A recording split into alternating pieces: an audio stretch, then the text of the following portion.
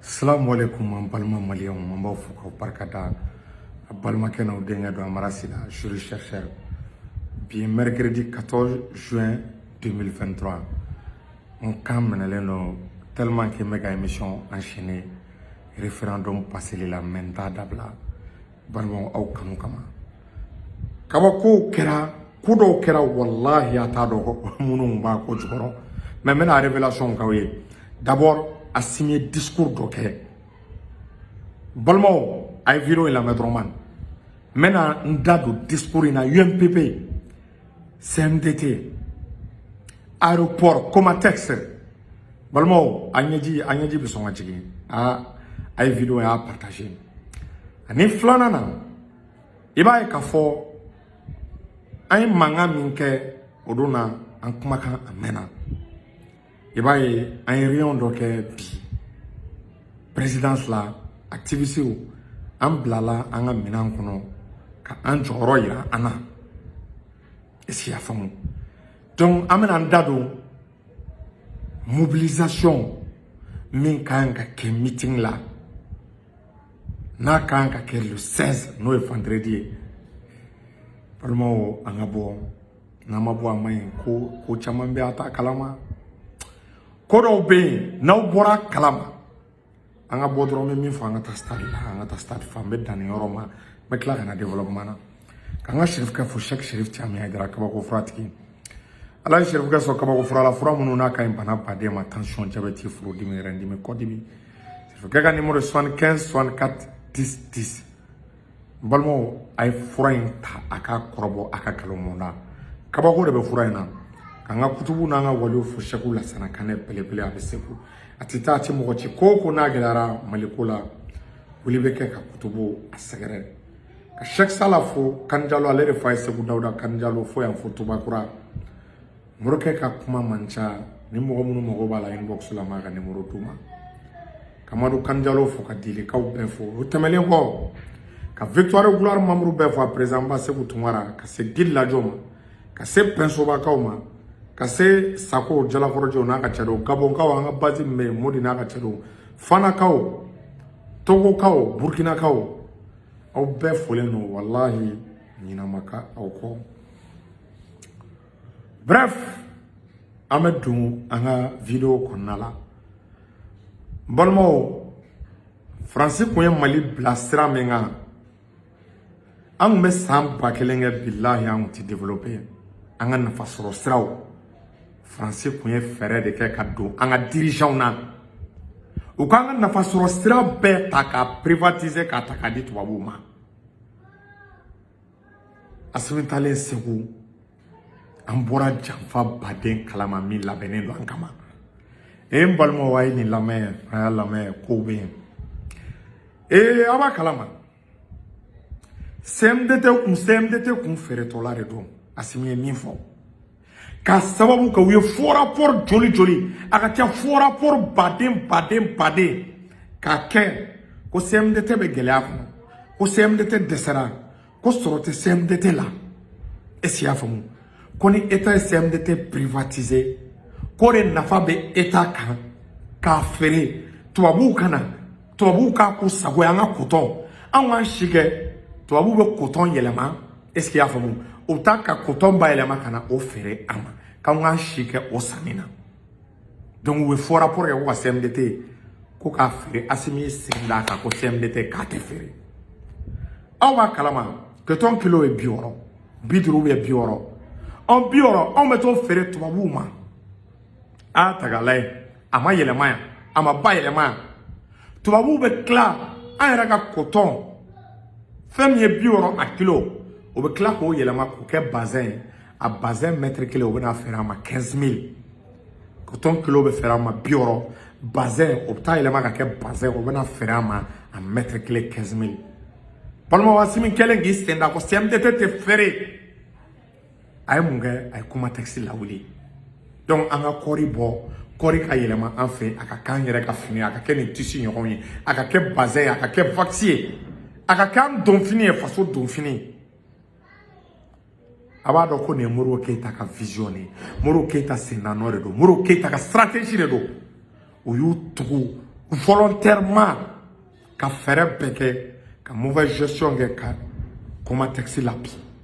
ka mauvaise gestion kɛ ka CMDT labi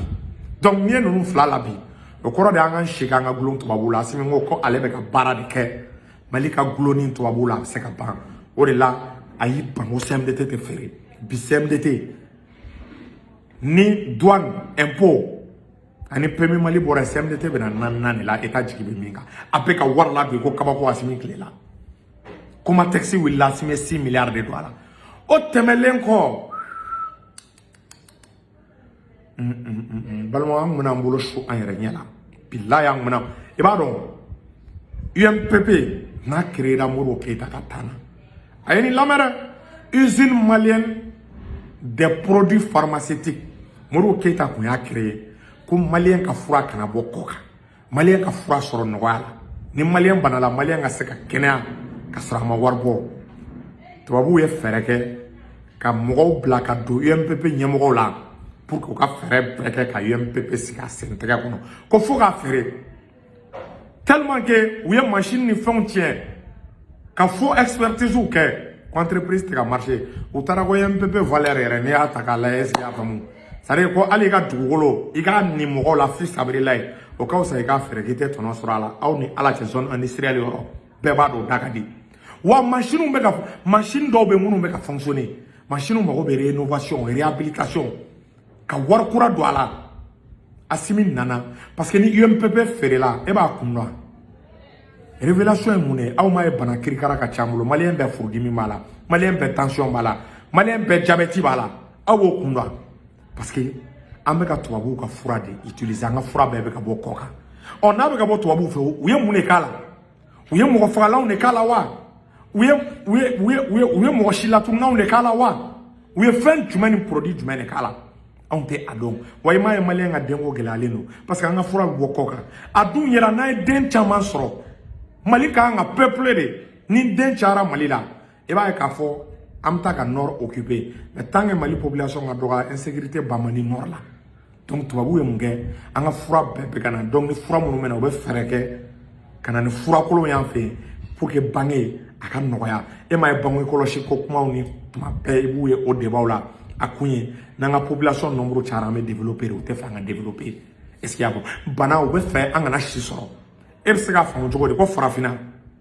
alors que i b'a ye k'a fɔ gaz CO2 ba ninnu tɛ yan mais farafinna anw si de ka dɔgɔ tubabuw si ka ca u bɛ se ka kɛ cogo jumɛn na an t'an yɛrɛ ɲininka tuma bɛɛ tension diabète furudimi ni ne ye malien ka bana ye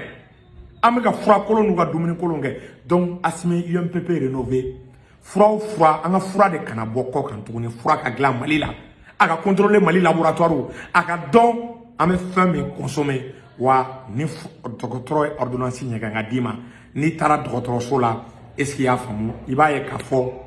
vraiment i ja kana tigɛ i k'a ye k'a fɔ ordonnance ɲɛgɛnna ka d'i ma i bɛ taa ka wari fitinin bɔ dɔrɔn i b'a fura bɛɛ san ka sɔrɔ a ma gɛlɛya Asimi a ye 6 milliards di ko ka UMPP rénové ka Comatex rénové ka CMDT k'i ban o feereli ma ka wari kura don o la a tɔ tora mun de janfa tɔ la janfa tɔ tora niveau min ye a b'o de dɔn n bɛn'o de fɔ a ye o tɔ kun ye aéroport de ye ja o tun bɛ fɛ ka aéroport di tubabuw ma an tun b'an si kɛ ka aéroport to tubabuw bolo i b'a ye coup d'état tɛ dabila aw m'a ye tuma bɛɛ Ivoire soldaw nana o tun bɛ fɛ ka don cogo dɔ la ni aéroport kun contrôle kun t'an bolo a bɛɛ ni ala cɛ Mali tun bɛ kɛ batɛmɛsira ye MINUSMA bɛ mercenaires ladon i b'a mɛn diɲɛ don o don ko coup d'état de bɛ kɛ Mali la wa ka aéroport to yan tubabuw tun b'an ka armée de l'air dɔn parce que Mali ka base ba de bɛ Sonu à partir de l'aéroport tu peux contrôler le mouvement des avions maliens tu peux contrôler beaucoup de bases au Mali donc an yɛrɛ terrorisme tɛ se ka ban tubabuw b'an ka base contrôler an ka base aérienne u b'an ka avion contrôler minɛn minnu bɛ don minnu bɛ bɔ est-ce que y'a faamu ka don an ka aéroport la bɛɛ kun contrôle bɛ tubabuw bolo Asimi nana an feere bɔrɔtɔ ko aéroport tɛ di mɔgɔ ma aéroport ye Mali ta de est-ce que y'a faamu n'a fɔra ko aéroport feerela mɔgɔ dɔw bɛ ka taa ɲɛɲini a ye na spécialiste k'a fɔ a ye sa contrat de concession de don état b'a d'aw ma k'a gérer lui c'est mais état b'i bila à l'écart mais toujours état t'a dɔn à tout moment état bɛ se ka récupérer o de ye contrat de concession ye Asimi ka kuma b'o de yira n'a ko ko aéroport feerela a climat de kan ka ɲini k'a faamu feere qualité jumɛn don a bɛ fɔ feere ma de ko concession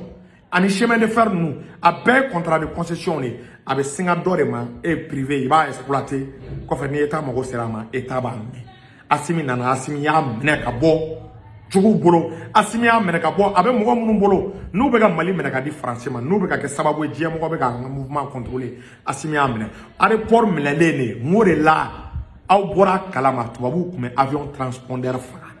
k'i dɛn ka don Mali territoire la n ko donna cogo jumɛn na aéroport récupéré na o de donna a donna o de senfɛ donc vraiment wa an kɛlen ka récupérer an nana dagabana minɛnw yɛrɛ ko américains sirango jugu ko k'olu bɛ ka jɔrɔ k'u ka avion ko n'u tora ka tɛmɛ Mali sankolo la ko Mali aéroport la ani Mali yɔrɔ dɔw bɛ yen k'u ye fɛn dɔw ye n balimaw k'a bɛ mɔgɔ la siran dɛ parce que ni avion jugu donna an ka sankolo la an bɛ se k'an to Mali dugumala la ka avion bugubugu k'a lajigin donc i b'a ye k'a fɔ Assimi aéroport minɛ bon a bɔra ka nin baara min kɛ ale ni Choguel u jɛra k'a kɛ i b'a ye président ni premier ministre n'u fila ma bɛn n'u ma jɛ ka baara kɛ i b'a ye a ye ko kɛ a tɛ se ka ɲɛ donc Assimi et Choguel sont inséparables o de senfɛ ninnu fila ka baara ɲuman mun de kan ka kɛ sisan est ce qu'il y'a faamu meeting belebeleba dɔ de organisera ko maliyɛn bɛɛ ka bɔ 26 mars la ka taa vendredi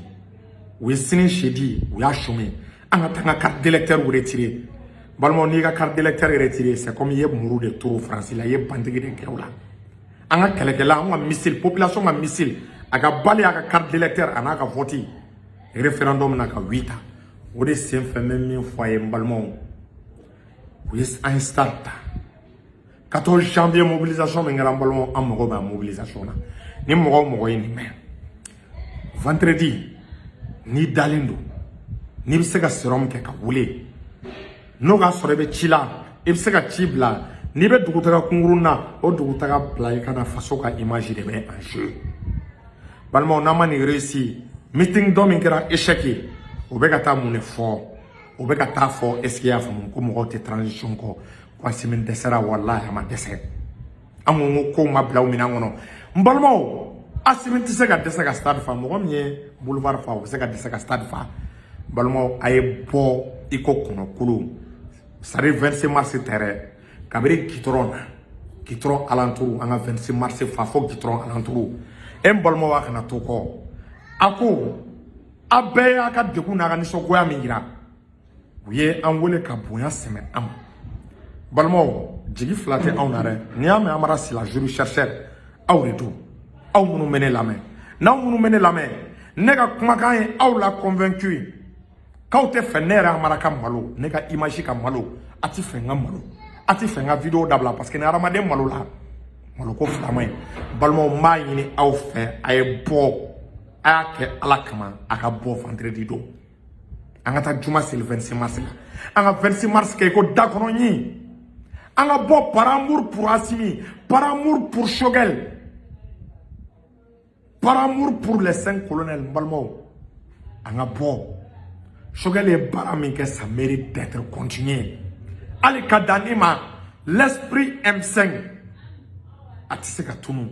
n balimaw a ye bɔ an kana c'est-à-dire tubabuw ka siran an ye a ye bɔ MINUSMA ka siran an ye a ye bɔ ONU ka siran an ye balimaw a ye tɛ ne kan sisilen don mais o bɛɛ la n bɛ ka vidéo in kɛ parce que n'i ye n da n tɛ ka sunɔgɔ ni vendredi tiɲɛna balimaw a kuma bɛ caya a échec a kuma bɛ caya balimaw an ka bɔ pour que tubabuw ka fara an na définitivement an ka taa élection don an ka bɔ an ka taa 8 voter an ka taa an ka carte d'électeur retirer an ka maliyɛn bɛɛ de labɔ élection na fo maliyɛnw ka jɔ de arana a ka kɛ fɛn min ma deli ka kɛ n balimaw bɛɛ k'a lajɛ carte d'électeur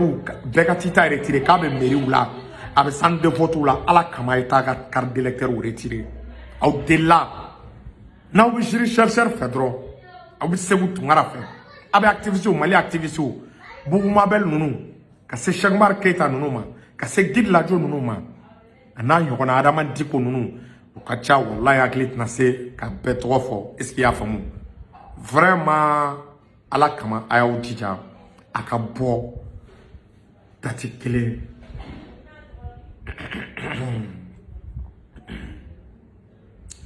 Ayaketo mahina ofe ako ko ngana décourager aw be amwele ne ma décourager ma kele bla mais ala kama ay bo ka nyini aw fe an kungrotan aka bo aka ta stade du 26 mars fa vendredi ine kuma fa da ko ka parlement kena amara sila juge